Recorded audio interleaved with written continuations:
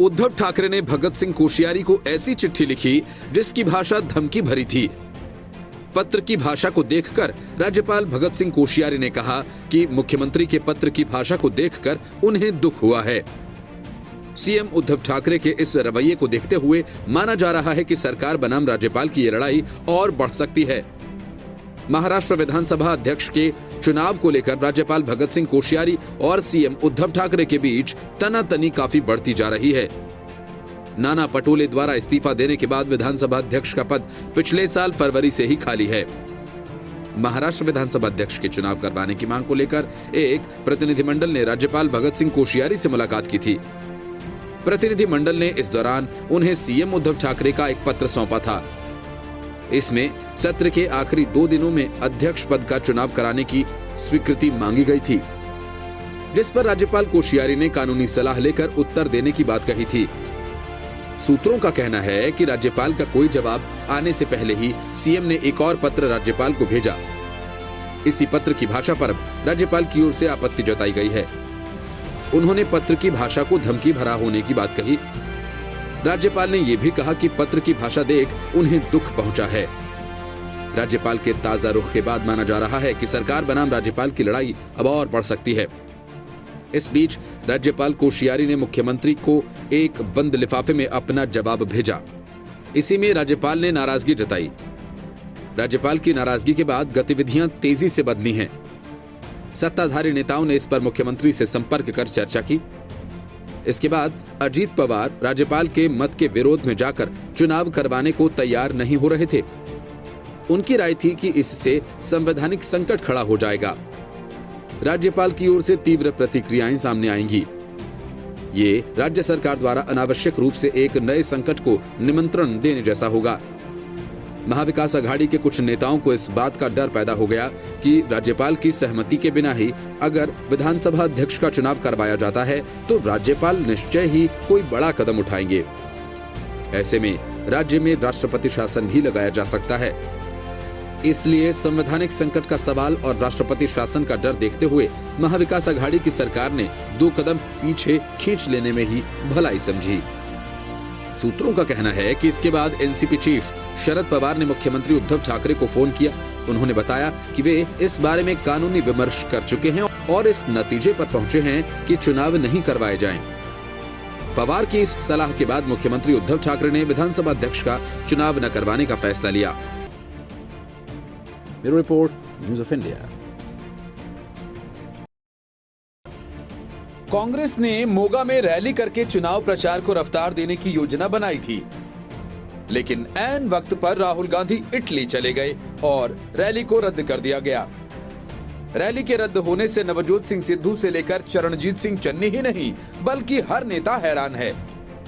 सब एक दूसरे से सवाल पूछ रहे हैं कि अगर राहुल गांधी को इटली ही जाना था तो रैली के लिए तैयार क्यों हुए। राहुल गांधी की विदेश यात्रा ने पंजाब कांग्रेस के नेताओं की बेचैनी बढ़ा दी है। पंजाब में विधानसभा चुनाव से पहले कांग्रेस गुटबाजी और नेताओं के लगातार पार्टी छोड़ने जैसी स्थिति से जूझ रही है। मोगा में कांग्रेस की रैली को पार्टी में एकजुटता दिखाने वाली सभा के रूप में पेश किया जा रहा था। ये प्रदेश में पार्टी के शक्ति प्रदर्शन के रूप में माना जा रहा था। प्रदेश के नेताओं का कहना है कि रैली की तैयारियां पार्टी की ओर से काफी पहले से शुरू कर दी गई थी। स्थान का भी निर्धारण हो गया था। पार्टी नेताओं का कहना है कि राहुल गांधी के विदेश दौरे की भी जानकारी नहीं थी। विपक्ष की ओर से हमले और सुरजेवाला की ओर से राहुल गांधी के दौरे के बचाव से उन्हें इस संबंध में जानकारी मिली। कांग्रेस के नेताओं का कहना है कि अब मोगा की रैली को स्थगित कर दिया गया है। हम लोग उम्मीद कर रहे थे कि राहुल गांधी, मुख्यमंत्री चरणजीत सिंह चन्नी, पार्टी प्रदेश अध्यक्ष नवजोत सिंह सिद्धू और अन्य नेताओं को एक मंच पर एक साथ लाएंगे। इससे पार्टी को नुकसान पहुंचाने वाली आवाजों को चुप कराया जा सकता था। अब उनकी अनुपस्थिति से टिकट वितरण प्रक्रिया में भी देरी होगी। इससे स्थिति खराब होगी। सिद्धू चुनाव से पहले प्रदेश में सीएम उम्मीदवार घोषित करने की मांग कर रहे हैं और इसको लेकर पंजाब कांग्रेस में गुटबाजी काफी तेज हो गई है। नवजोत सिंह सिद्धू पिछले कई दिनों से लगातार बयान दे रहे हैं। ऐसे में ये भी आशंका जताई जा रही है कि वे चुनाव से पहले पाला बदल सकते हैं। इस संबंध में कांग्रेस नेताओं का कहना है कि हमें नहीं पता था कि सिद्धू किसी अन्य पार्टी की ओर से जा रहे हैं या नहीं, लेकिन उन्होंने साफ कर दिया है कि वे तब तक पार्टी के लिए प्रचार नहीं करेंगे जब तक कि उन्हें मुख्यमंत्री पद का उम्मीदवार घोषित न कर दिया जाए। पंजाब सरकार के कैबिनेट मंत्री राणा गुरजीत सिंह ने गुरुवार को सिद्धू को निशाने पर लिया और कहा कि मैं उन्हें चुनौती देता हूं कि मुझे पार्टी का टिकट न दें, मैं निर्दलीय उम्मीदवार के रूप में जीतूंगा। उन्होंने कहा कि वह इस बात से स्तब्ध हैं कि वर्तमान में लड़ाई राज्य में कांग्रेस को सत्ता में बनाए रखने के लिए नहीं है, बल्कि इस बारे में है कि मुख्यमंत्री कौन बनता है। आशु के बयान ने प्रदेश कांग्रेस कमेटी की मुश्किलें काफी बढ़ा दी हैं। पार्टी के एक नेता ने कहा कि हम केवल ये उम्मीद कर रहे थे कि शीर्ष नेतृत्व हस्तक्षेप करेगा और सिद्धू को नियंत्रित करेगा, लेकिन ऐसा लगता है कि वह अब किसी के वश में नहीं। हम छुट्टियों और पहुंच से बाहर होने के लिए पूर्व मुख्यमंत्री अमरिंदर सिंह की आलोचना करते थे, लेकिन राहुल गांधी अब क्या कर रहे हैं? Report news of India. Lok Sabha चुनाव हारने के करीब 2.5 साल बाद राहुल गांधी अमेठी गए। प्रियंका वाड्रा ने रायबरेली के चक्कर लगाए, लेकिन यूपी विधानसभा चुनाव के ठीक पहले रायबरेली में कांग्रेस का आखिरी किला भी ढह गया। अब कांग्रेस के पास रायबरेली में ऐसा कोई नेता नहीं बचा जिसकी कोई पहचान हो।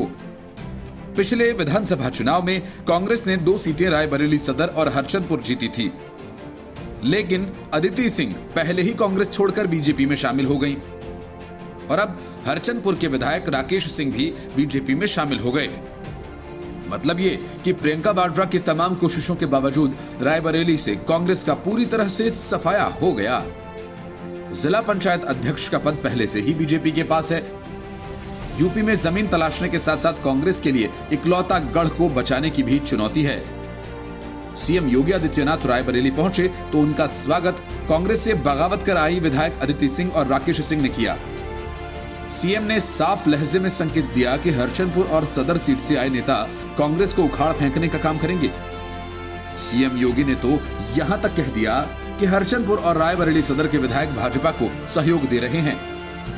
इस तरह कांग्रेस के बागी बीजेपी से जुड़ रहे हैं। उससे 2022 में रायबरेली से कांग्रेस का सुपड़ा साफ हो जाएगा। भाजपा को यह अच्छे से पता है कि रायबरेली में कांग्रेस पूरी तरह से फेसलेस हो चुकी है, इसलिए बीजेपी के तमाम मंत्री और नेता लगातार रायबरेली में कैंप कर रहे हैं कि अदिति सिंह रायबरेली सदर सीट से एमएलए हैं और कांग्रेस के टिकट पर विधायक बनी थी। हालांकि अब अदिति बीजेपी में हैं। अदिति के पिता अखिलेश सिंह का यूपी की राजनीति में अच्छा खासा नाम रहा था। वे सोनिया गांधी के करीबी भी रहे हैं। रायबरेली सदर से ही अखिलेश सिंह 5 बार विधायक थे।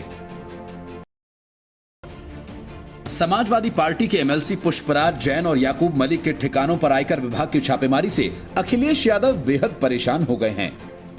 पुष्पराज जैन के घर पर दूसरे दिन भी छापेमारी जारी है। याकूब मलिक के घर नोट गिनने वाली मशीन मंगवाई गई है। जैन के ठिकानों से करीब 100 करोड़ के फर्जी शेयर्स का पता चला है। हवाला के सबूत से लेकर गहने और कैश तक बरामद हो चुके हैं। इतना सब होने के बाद अखिलेश यादव सीधा चुनाव आयोग तक पहुंच गए। अखिलेश यादव ने चुनाव आयोग से गुहार लगाई कि छापेमारी चुनाव के बाद की जाए। अखिलेश यादव ने कहा कि नफरत की दुर्गंध फैलाने वाले सौहार्द की सुगंध कैसे पसंद करेंगे।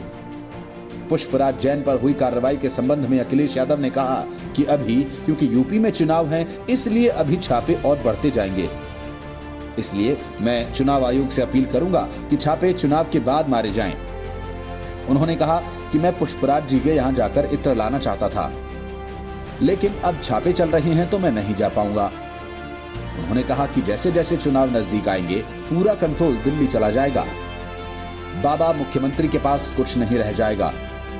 चुनाव से ठीक पहले इत्र कारोबारी और सपा के एमएलसी पुष्पराज जैन के खिलाफ आयकर विभाग की कार्रवाई पर समाजवादी पार्टी के मुखिया अखिलेश यादव ने तीखी प्रतिक्रिया दी।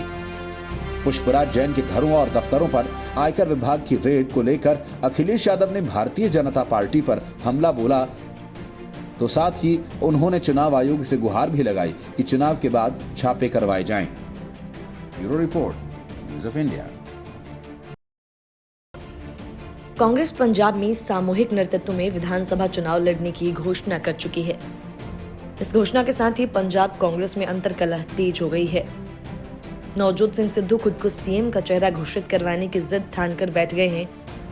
तो अब सिद्धू ने पार्टी को अल्टीमेटम दे दिया कि अगर उन्हें सीएम कैंडिडेट घोषित नहीं किया गया तो वे पार्टी के लिए चुनाव प्रचार नहीं करेंगे।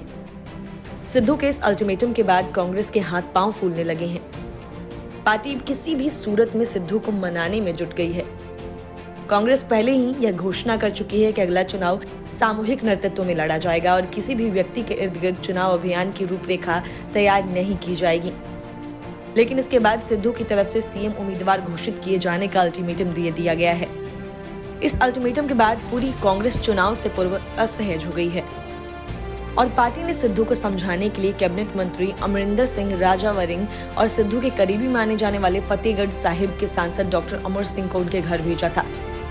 सूत्रों का कहना है कि दोनों नेताओं ने सिद्धू को समझाने का प्रयास किया कि आखिर क्या वजह है कि पार्टी ने सामूहिक नेतृत्व में 2022 का चुनाव लड़ने की घोषणा की है, लेकिन दोनों को ज्यादा सफलता नहीं मिली। सूत्रों का कहना है कि समझाने गए दोनों नेताओं ने कहा कि सिद्धू जिद्दी हैं और वह सीएम उम्मीदवार घोषित हुए बगैर नहीं मानेंगे।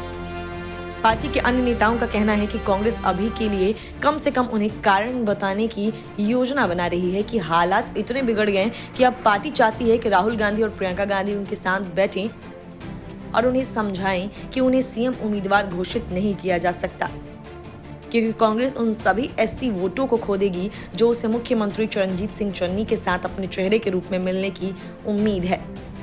सूत्रों के मुताबिक पंजाब कांग्रेस के प्रधान सिद्धू ने कांग्रेस आलाकमान के सामने स्पष्ट कर दिया कि अगर पार्टी ये स्पष्ट नहीं करती कि सत्ता में आने पर मुख्यमंत्री कौन होगा तो प्रचार नहीं करेंगे। वहीं सिद्धू मीडिया से भी कहते रहते हैं कि पार्टी को चुनाव से पहले अपने सीएम उम्मीदवार की घोषणा जरूर करनी चाहिए। Bureau report, news of India.